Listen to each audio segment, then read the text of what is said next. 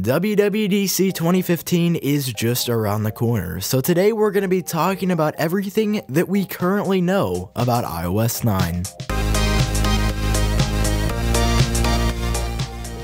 As you may or may not know, Apple tends to release its next major version of iOS in beta during the summer during WWDC. However, this beta is generally or exclusively open to developers to go ahead and unlock the ability to test pre-release iOS or OS X versions from Apple. However, this year one rumor indicates that that actually might be different.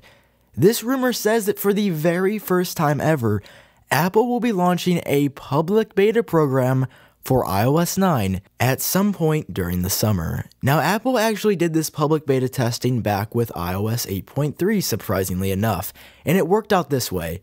Whenever Apple would release a beta, they would release it first exclusively to developers for us to test, and then about 1 or 2 cycles later, so iOS 8.3 beta 2 or the following beta 3, that is when they would actually open it up to the public for them to beta test. Now, this is just so interesting to me because since Apple has been giving developers private betas of iOS since I think iOS 4 and up, and maybe even starting at iOS 5, these, like I said, have been developer only, and now suddenly they're going to give a small section of the iOS user base the ability to install a likely buggy and pre-release version of iOS.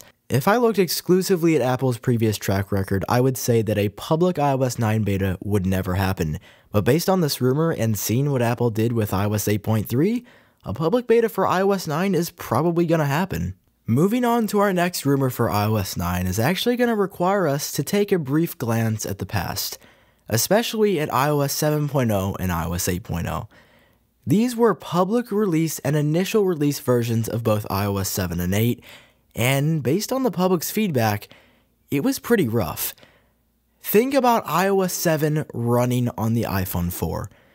That was by far one of the biggest blunders that Apple has ever made. And even when they put iOS 7.1 on the iPhone 4, it was still really slow.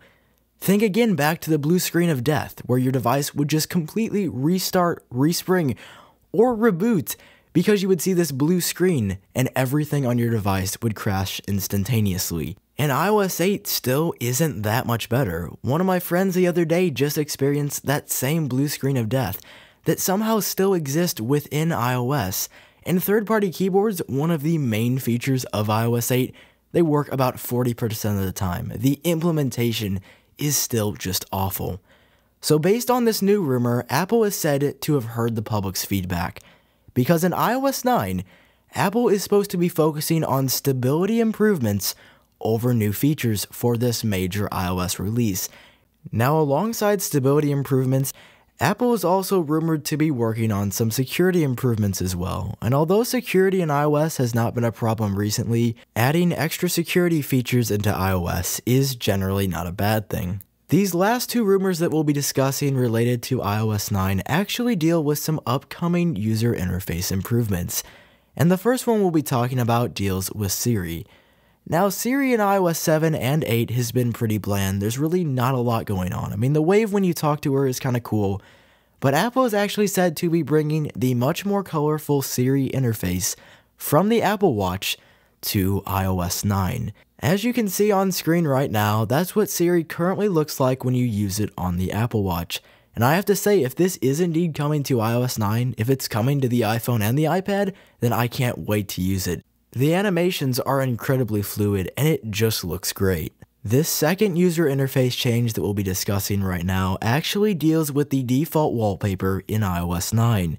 Now, this rumor suggests that the wallpaper will be made of a blue and green color scheme, and although we don't have any further details of what shapes the wallpaper will feature or what it will actually look like, at this point we just know that it's supposed to be blue and green. That is all we currently know about iOS 9. If you enjoyed watching this video, feel free to leave a like down below, and of course subscribe for loads more content on iOS 9 and the Apple Watch. This has been Sam with iUpdateOS, and I will talk to you guys in my next video.